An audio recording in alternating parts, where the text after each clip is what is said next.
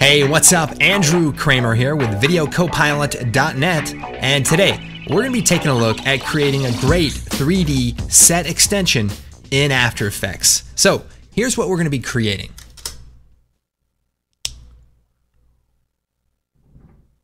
Alright, so basically we're flying over the mountains through the clouds and the mist, and we see this great menacing looking background. Now, the great thing about this tutorial is it's actually pretty straightforward. Here's the breakdown of what we're going to be creating.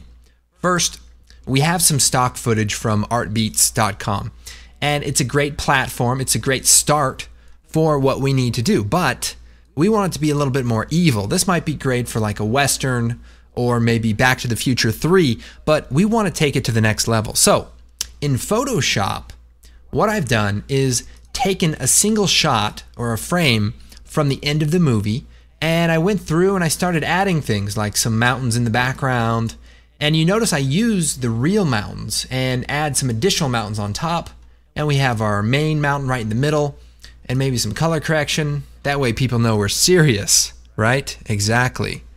Not necessarily.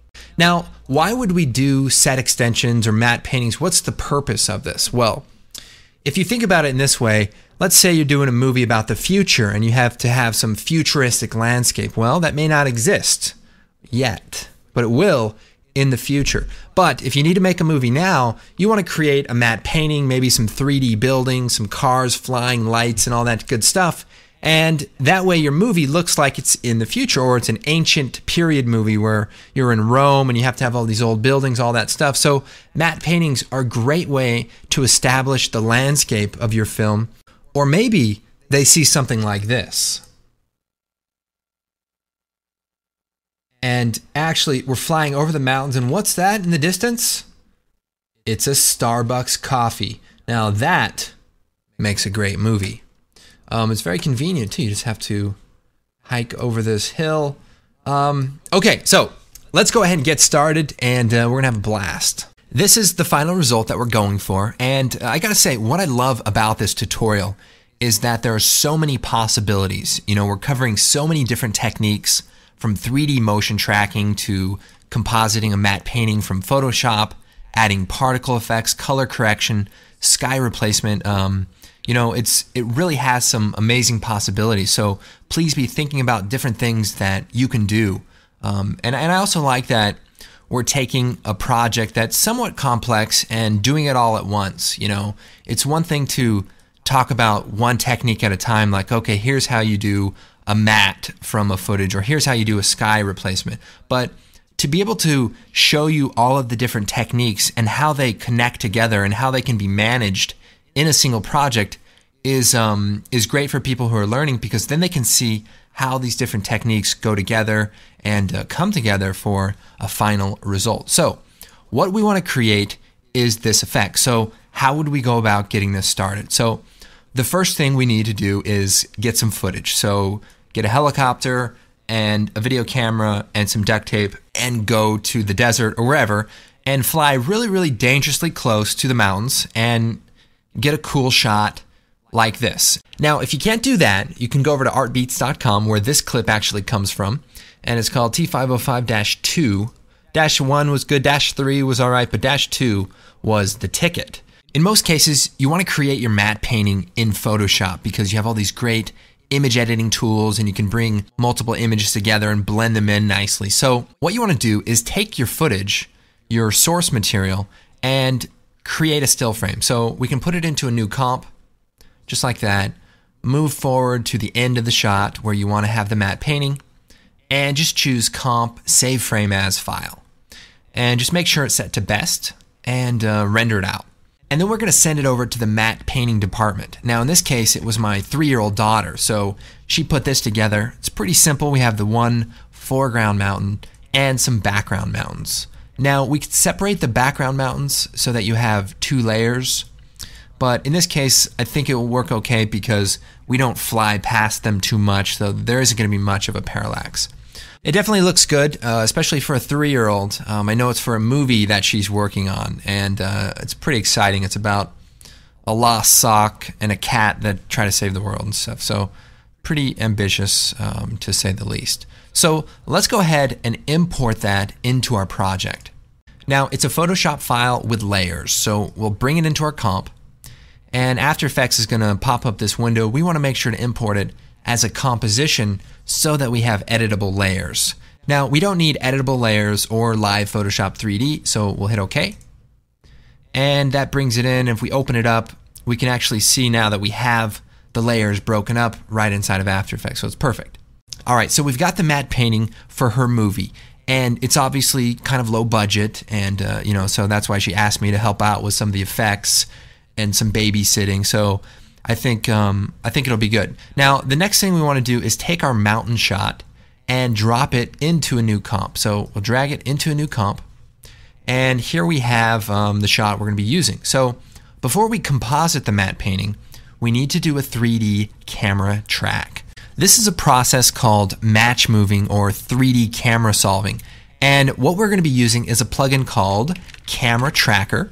And it's a really cool plugin. And it's also the most inexpensive full-featured 3D camera tracking tool on the market. So you guys may have heard of Buju. It's like $10,000. There's other ones that are, $500, $1,000. This one's only a couple $100. It's full-featured. Oh, and by the way, Video Copilot is actually an official reseller of it. So if you click on the Pro Shop, if you buy it from us, it actually helps to support us. So definitely check it out. Match moving is one of those essential things. So match moving basically allows you to take elements and composite them in 3D space to match the camera. So hopefully you'll use it to create something better than this, but this is the basic idea. Now, in the case of our mountain shot, we want to be able to composite things in 3D space. So it's great for motion graphics, but it's also great for, visual effects. All right, using Camera Tracker is really easy. So first thing, make sure your comp is set to full resolution so that the tracking will be as accurate as possible. So the first step is to click Track Features. Now, this will take a little bit of time. It's going to track all the way forward and all the way back. So depending on how long your clip is, it'll take a couple of minutes. Okay, so Camera Trackers track 2D points throughout the clip. So the next thing we're going to do is click Solve Camera. Now this goes pretty quick and gives you some information. Solved, everything's in good shape. We hit OK. Okay, so now we have some 3D points, but the final step is to create a scene with a camera. So if we click Create Scene, so now we actually have a 3D camera. So if we fly through this, we can see we're flying past this null object and it's actually in 3D space.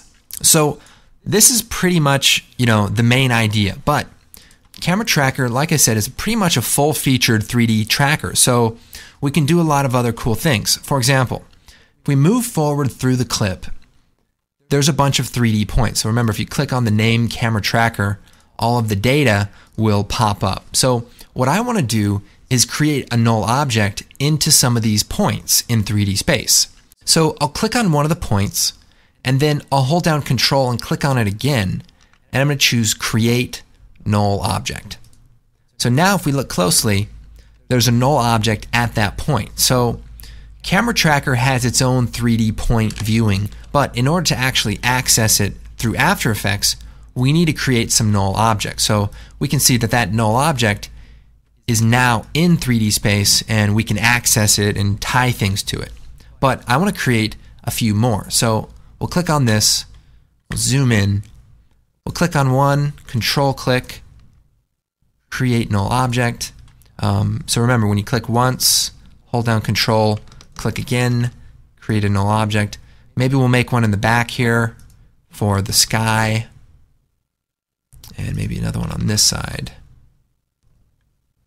We can also add some, just down here. And remember, we can come back and do this again later. But this will just help us have some elements in our scene to use as reference. And again, I want to add a few along this ridge. So we'll click here. Let's see, maybe here. Control click. Maybe up here.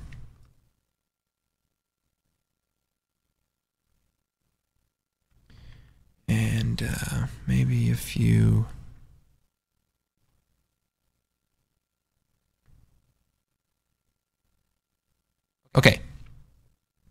So we'll click out here, and there we have tons of null objects in 3D space, and we can start getting busy compositing this matte painting.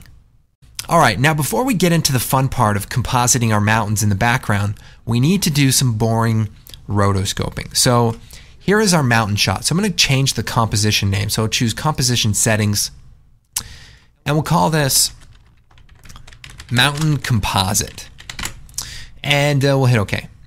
Now I need to create a matte of this foreground mountain, because if we're going to be adding stuff into the background here, we need to make sure that these mountains are in front during the shot, because if we put something right here, these mountains won't obscure it. So what I'm going to do is come over here, we have our mountain composite, and I'm going to choose Edit, Duplicate. So we'll click on that comp, we'll hit Return on the main keyboard, and we'll call this Mountain Roto. And we'll hit OK. Now we're going to open that up. And what we need to do is create a roto of this mountain. Now we can do it a couple of different ways. We can use Illumimat, but down here it's not really going to work because the background is also dark. So let's go over just some cool ways that we can create a matte when we have a 3D camera track. So first thing, we're going to create a new solid, and we want to make this pretty big. So we'll make it 2500 by 2500, and we'll hit OK. And we'll make it a 3D layer. So I'm going to shut it off for a second. And what I want to do is I want to put it in a position that is along the ridge. So now what I want to do is put this black solid into the same position as one of the nulls that are on the ridge. So this particular null looks like a good choice. So what I'm going to do is, first, we have all of these null objects, and they're all being linked to this one null object. So you can see the parenting if you hit F4 or just right click and show parent. And what I want to do is just set that to none, because we're not going to be moving around the world space of the orbit. So we don't actually need to have that. But I'm going to take this first null, hit P, select the position, choose Edit, Copy, take that black solid, hit P, select the position, and choose Paste. So now if we turn that layer on, maybe we could add a grid effect to it. There we go. And we scrub through, we can see now that that grid is in 3D space and kind of lines up with the mountain. So it's kind of cool. But we're actually going to use it as kind of a roto matte. So I'm going to rotate it a little bit. And we'll shut the grid effect off, and I'll even shut the layer off. Alright, so we have the pen tool selected. I'm going to click on the black solid and move to the beginning of the comp. So then I'm going to hit the tilde key, zoom in here, and we want to draw an outline of this ridge. So we'll just go in here and, you want to try to keep it detailed, but we're just going to do it here pretty quick just to get the basic idea. Now we can cut off some of these trees, or you can leave them in depending on how detailed you want this to be. So we've created a roto. So now what I'm going to do is take our footage, and I'm going to delete the camera tracking data because we have it in our other comp. And then I'm going to bring it up to the top here, and I'm going to hit F4, and I'm going to hit the track matte here, and we're going to set it to alpha matte. So what that does is cuts out the area so that we have transparency. Okay, so we can look at this right now, and it's a pretty good job of rotoing it out, but then we can start seeing the background there. So we want to try to fix that as best we can. So if we hit M, we can click on the mask path here, and we can keyframe it. So it's kind of okay in the beginning, and then it starts getting a little bit messed up towards the end. So we can maybe double click on the mask here and try to scale it over so that it fills in this area.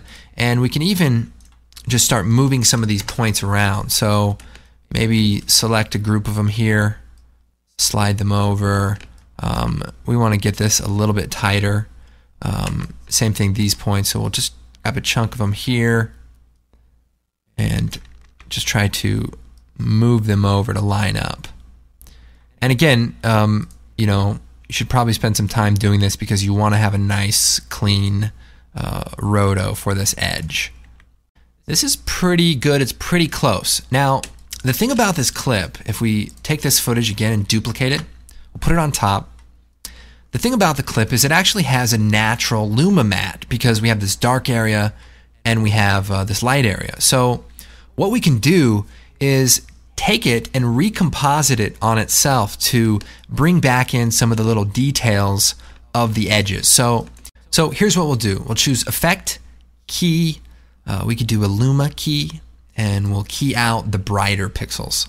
So if we solo this, we can turn the threshold up here, and we can see, these edges being reintroduced. So that looks pretty good. Now we have one little problem, and that is, we're re-adding in some of this other stuff. So I'll talk about how we're going to deal with that. Now we might even do a color key here. So we could do key, just a simple color key, click on that and try to punch that out.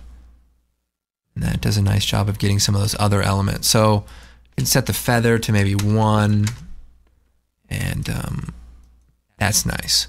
But it's still important that we have our other layer keying out this middle part. So what I want to do though is I want to add this back on top. So we'll take the pen tool here, and we're simply going to draw a mask around this the part excluding this middle ridge. So maybe right across here.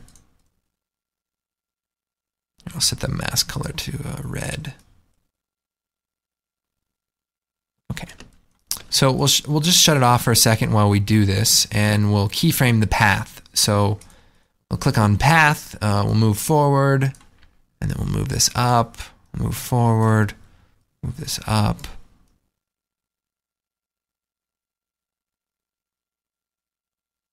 So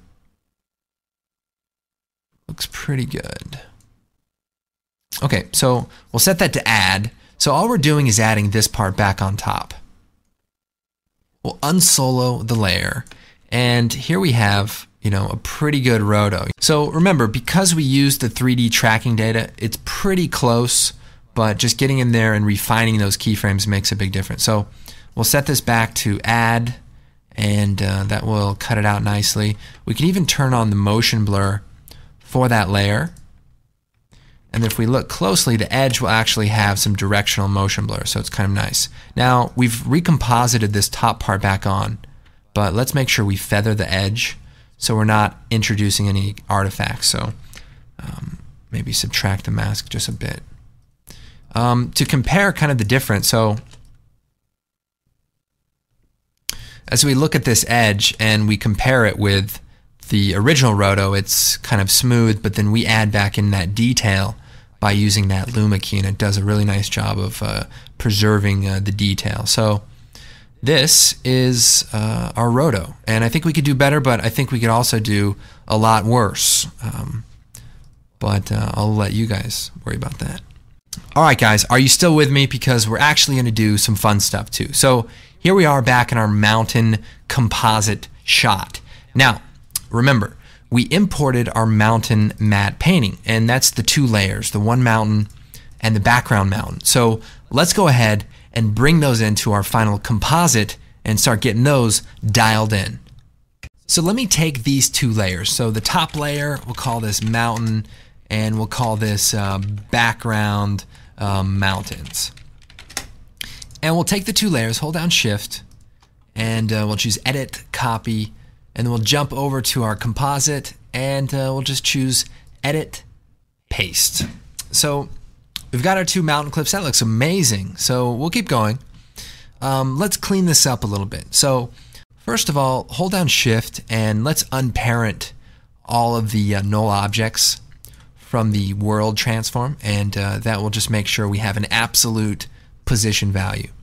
And then I'm going to take all of the null objects, and I'm going to hit F4, and we're going to turn on the shy switch. And what that does is allows us to simply hide them while we're working or pop them back up, so our comp isn't too cluttered. So we can hide those. We'll take this background mountains, and we'll turn off the collapse transformation. So that just comes in that way from Photoshop, but not entirely necessary. Okay, now we did just create our mountain roto comp. So if we take that, drag that into our comp on top, and now you can see the purpose of that. It allows the background matte painting to look like it's actually behind these foreground mountains. So again, we'll shut that off for the moment while we set this comp up and try to get everything dialed in. We want our mountains to be in 3D space, so we'll turn them into 3D layers. So we'll click on the 3D layer switch, and they've gone somewhere far away. That's okay. We're going to unshy our null objects from our tracking data, from our 3D tracking data, and we're going to find the null object that is on this back mountain. And I think it was one of the first ones we created. So here it is right here. And we can even hit return and call this, main mountain, so that we know that that track marker is that position. I'm going to hit P, click on the position, and then choose Edit, Copy.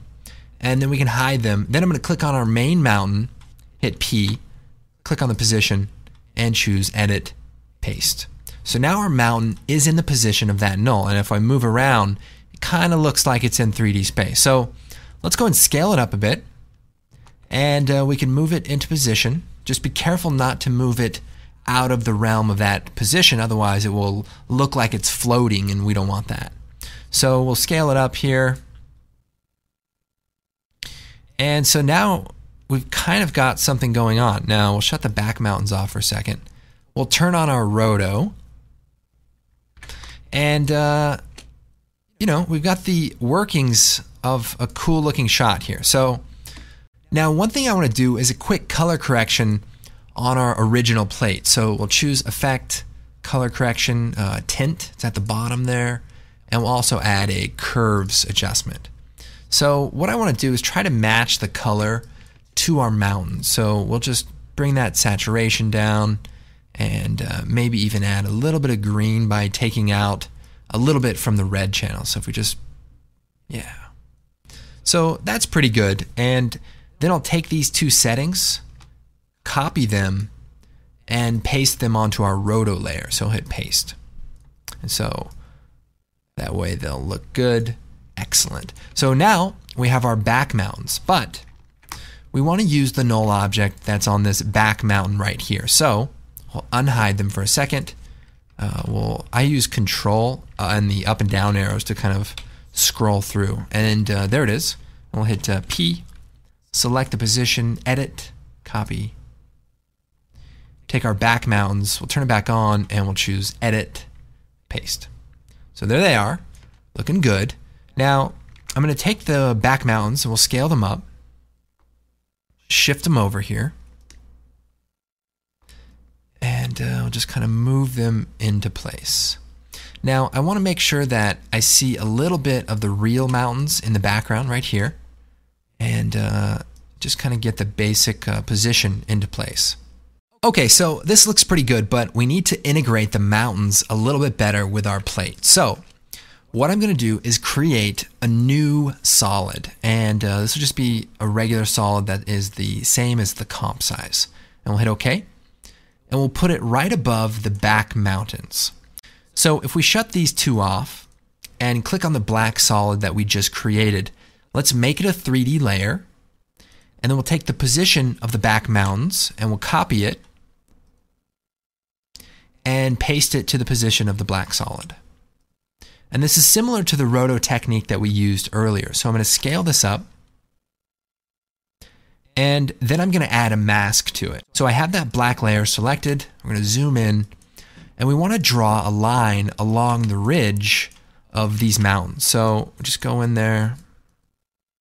The more detailed, the better, but again, we're just going to get through it here. So we'll just create a shape, and so now we have just this black solid that is right there. So if we turn on our back mountains, we can now use the track matte for the black solid. So if we set it to alpha inverted, it will use that layer as a track matte. So we can see that it looks a little too smooth though. So what I'll do is I'll take that black solid, hide the masks, and we'll come over here and we'll type in rough, and we'll take the rough and edges effect, put it on the black solid, and we'll bring the scale down a bit, and we can see it kind of gives it these rough edges, and we can turn up the sharpness, maybe make the border a little smaller, and we just want to try to match, the roughness of these other layers. So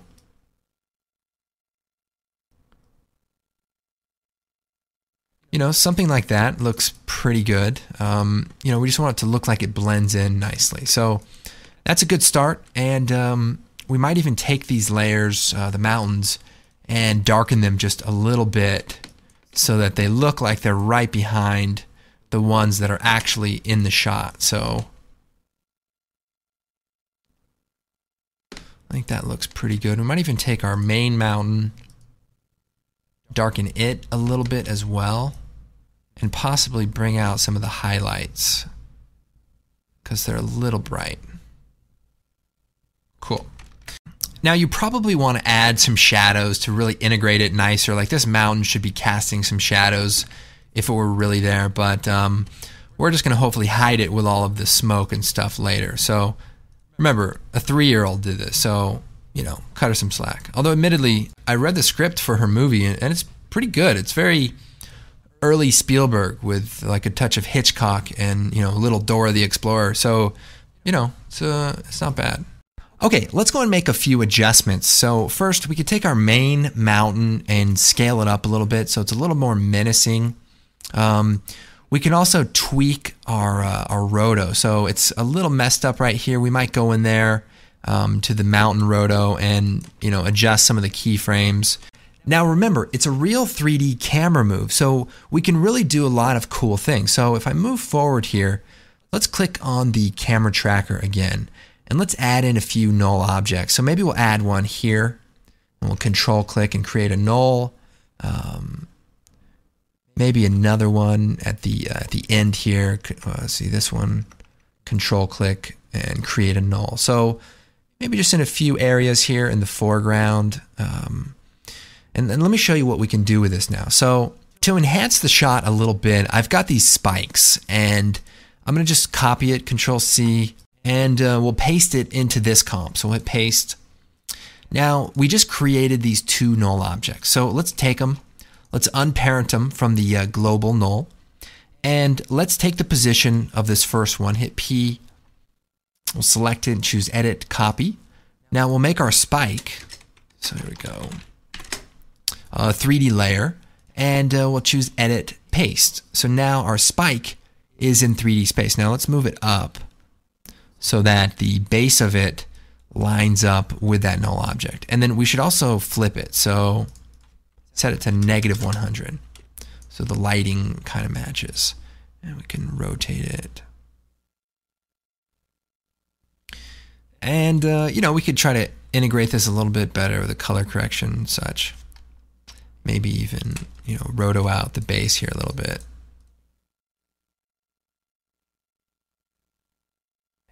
Subtract that portion. Okay. So if we look at this now, we can see that we have these spikes. We'll put it below our roto layer. We have these spikes that are kind of in 3D space, and we can even move them around, maybe closer to the camera, so that they parallax a bit more. I mean, obviously you want to make sure that they take place and they look like they're attached to the surface. But if we, maybe put a few off to the side here, and we could duplicate them, play around with the size. Maybe push this one back a little bit. You should be careful about just moving things arbitrarily. You want to make sure that they are attached to an actual 3D point so that they don't look like they're floating, because this mountain definitely has the floating vibe. Okay, so I've just made a few copies here and kind of positioned them in 3D space kind of close to the camera. And we just get a little bit more of a parallax and, just helps build the landscape a little bit. So these are just little things that you can do to enhance, the composite so it doesn't just look like stock footage. So we just, a quick little comparison, I mean, it's not great or anything, but I think the potential is there. So maybe real quick we could take a look at adding some great particles and see if we can add some more depth by flying through some clouds. Alright, so the next thing I want to do is add some particle clouds. So in our original example, we'll kind of fly through them and then we see them across the land, and I want to try to add some of these. We're going to be using trap code particular, and we're going to create a new solid, and we'll call this particle clouds, and hit OK. Alright, so we'll come over here and type in particular and drop that onto our particle layer. So we need to do a couple of things. We need to control how these particles are being emitted. So we'll go into the emitter here, set the emitter to a box, and then we're also going to turn the velocity down to 0. And that's because we just want to float through these clouds. Now, another important thing is we want to make sure that all of the particles are already born so that clouds aren't just popping up. So we'll click on the stopwatch for the particles per second, and then we'll move forward and we'll set it to 0. Okay, so the particles are being born, and then we stop emitting particles. Alright, so let's make a few adjustments to the particle field. Let's increase the emitter size. So we'll just tweak the settings here. We want it to be pretty wide and also pretty long. Now, instead of just using a single point for our particle, we actually want to make it a cloud element. So we have this cool smoke element, and we'll drop it into a new comp. And what I'm going to do is create a white solid. And we'll hit OK. And we'll put it beneath the smoke element. And we'll set it to Luma Matte. And that way we'll actually have transparency in the background. So if we go back to our composite, we'll take our smoke element, drop it into the comp. We'll shut it off. And then we'll take our particle layer, scroll down to the particle type, and we'll set it to a sprite. And then we can change the texture to the smoke element layer. Now our layer is a little large, so we might want to modify that, but we'll just hit OK. Come in here. Yeah, it's not too bad. Actually, I think it's okay. We'll go back. Just want to be careful. If you're going to have a lot of particles, you don't want the sprite to be too large or the texture to be too large, because it'll take a really long time to render. But this one's actually okay. And we can turn the size up. We can have a size randomness. We can change the opacity. And here we can actually kind of see the idea. We're flying through these clouds. Now, the first batch of clouds we want to make sure is in front of the mountain, because we don't want to deal with the intersection of this mountain ridge. We want to have some in the front, and then we'll have some in the back. So this is pretty good. I might move the particle emitter position down a bit. And, that's pretty good. Might increase the depth. Nice. Now, we can even rotate the particle field. So let's see if we narrow this down so it just looks like a nice field. But we can actually rotate it to match the alignment of the camera. And we can do that through the world transform. So we have rotation of the entire particle system. So this one actually rotates it in the direction we want. So we want to tilt it up a little bit. And then we can increase the height. And now if we want to make it more dense, we could come in here to this first keyframe, which is set to 100 particles per second. We can set it to maybe 150, and it'll just make it a lot more dense. And we can even change the random seed to find one that looks a little bit more uniform. So that looks nice. Now the particles are probably a little too dense, so we'll bring the opacity down a bit. And we should turn the life up to about 10 seconds so that they don't just shut off midway. Cool. So this is looking pretty good. Now, one of the things that can happen sometimes is the particles can just pop off as they hit the camera. So for that, we want to go into the visibility and set the near start fade a little bit higher. and that way they start fading out a little bit sooner. So if you're actually going through a three-dimensional cloud, which we are not, you would imagine the density would decrease as you get through it. So if you're halfway through the cloud, the density should maybe be about half. So we kind of fake that by setting the near start fade to a little further along, so the cloud starts fading out a little bit before it actually goes through the camera. So that looks pretty good. But now I want to create an additional particle field. So we'll take our same layer, choose Edit, Duplicate, and let's put it below our rotoed mountains. And then I'm actually going to move the position to be in front of the mountain. So we have our X, Y, Z position. We move the Z position forward. Check it out. Our clouds are now kind of far away.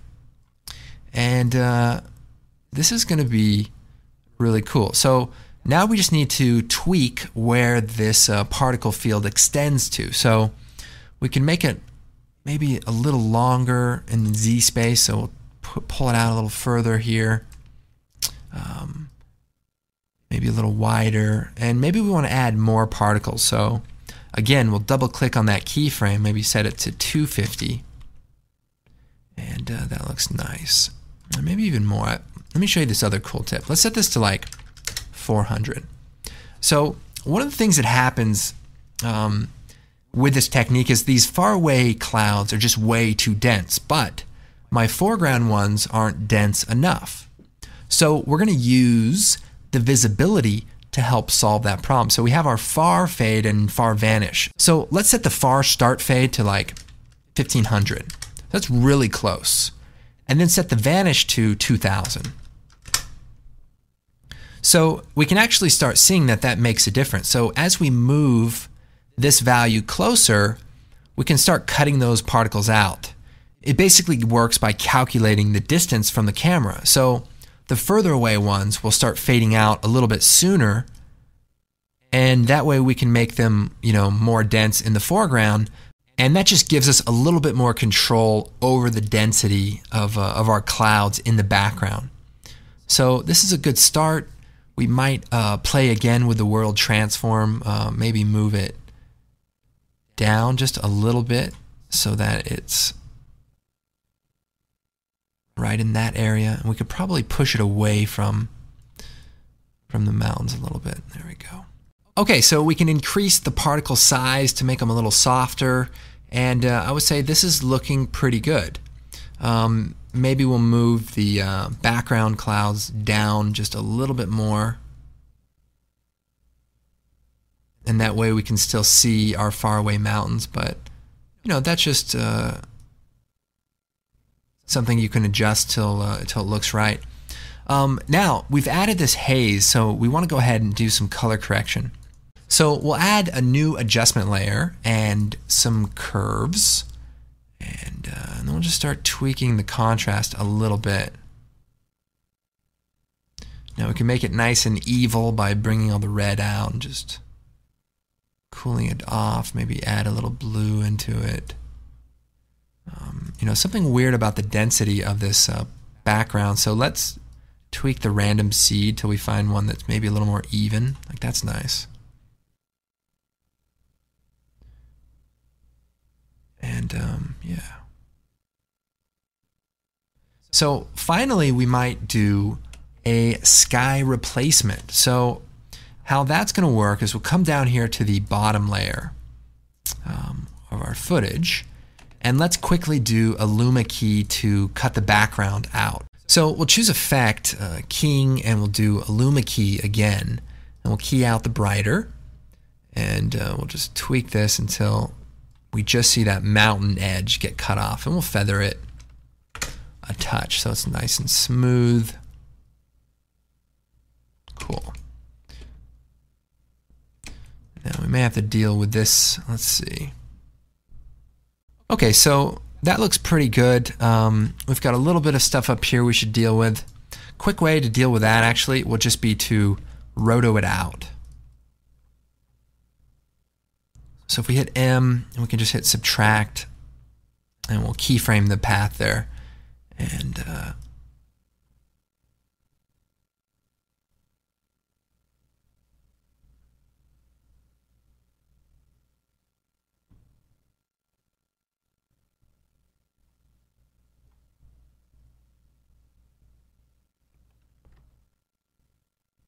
And this should work because remember, we have the additional roto layer that's adding those mountains back on top. So this will work pretty good.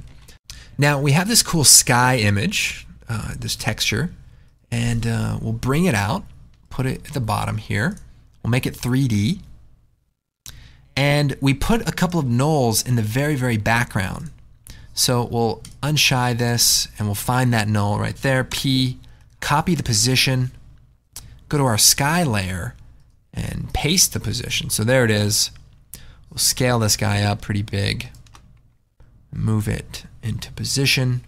Now it's got a bit of distortion, so if we use the optics compensation, so if we reverse the lens distortion and increase that,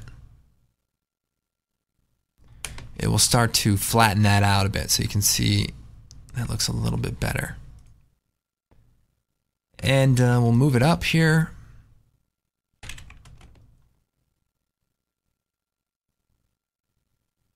Now we need to brighten it up to match our background mountain. So we'll choose Effect, Curves, and we'll just bring this up pretty bright. Careful not to blow it out. We want to keep some of that detail, but it definitely needs to be pretty bright to match. Now another quick little thing we can do, let's scale this up more here.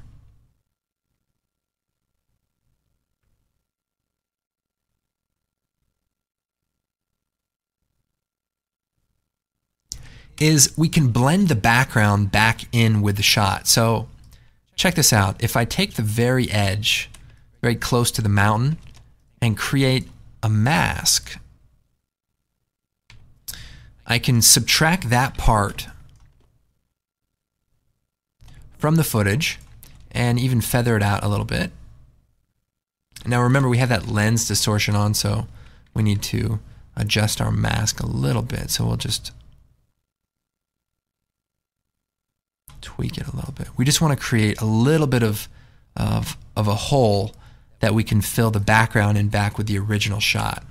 So if we take our footage and duplicate it, and it takes a little bit longer because we have that camera tracking data on it, so we'll just delete that from the copy and then put this at the very bottom and then shut off the Luma key. So now we have the original footage back on the shot, and we'll delete the mask. So to show you what I have here, we got the original footage, we've got the sky, and now look at the sky. The sky is kind of cut out a little bit so that it blends in the original background, so we can see the real horizon. And because we blended that, we can actually add a little more contrast back into the sky replacement. So it still looks pretty good because we don't have that hard kind of contrasting edge, you know, that goes next to the mountain, but instead it's feathered, so we can, you know, get a little more contrast into our sky. Not that we need to necessarily, but it's supposed to be menacing. Nice. You know, another quick thing that we can do is, like, the clouds are white, but the environment's kind of blue, so we could go to the smoke element and fill that white solid with, you know, like a light blue. And maybe I'll freeze that or lock that. So if I go into the composite real quick, you can see it's a little too blue, so then we can tweak it and then it'll update. So you can see the difference here. That's pretty white. We bring it down, and you know, that looks a little nicer. And yeah, if you use Particular 2, there's like a sprite colorize mode that you can use as well that does pretty much the same thing. So pretty nice, and maybe even a little green to kind of blend with the color. So something like that. All right, let's go and take a look at what we have and see if we need to do anything else. Okay, so here it is.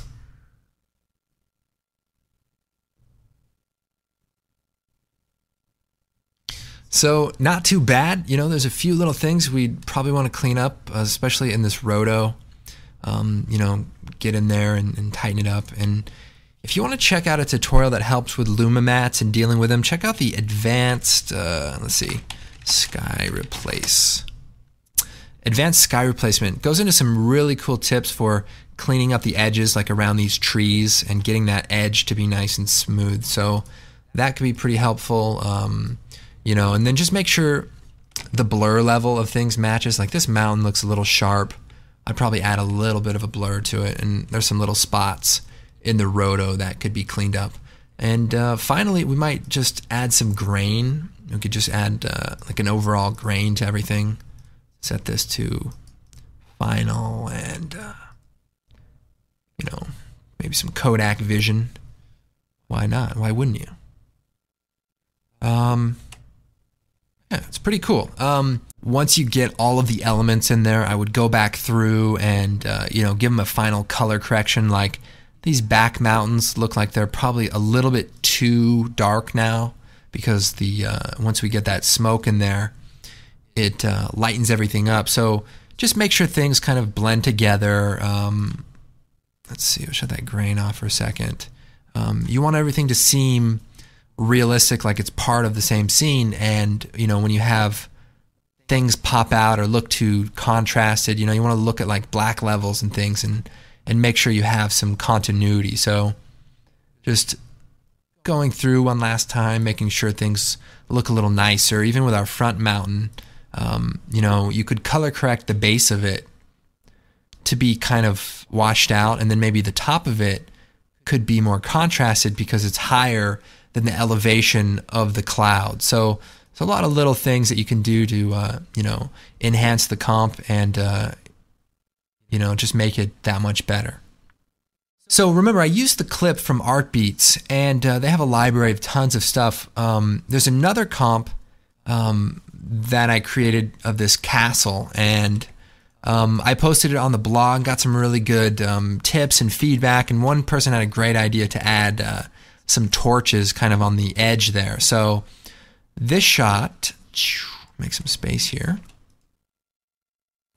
You can see here's the original shot. So we're flying over, and literally it's all the exact same techniques. We have to create a roto for these foreground mountains. In this case, I had to do it for 2 separate layers, and that way the part of the, you know, castle is kind of behind that stuff. We added some torches. We even added some pieces of the castle that are on that back mountain, so it looks pretty cool. We've got the sky replacement.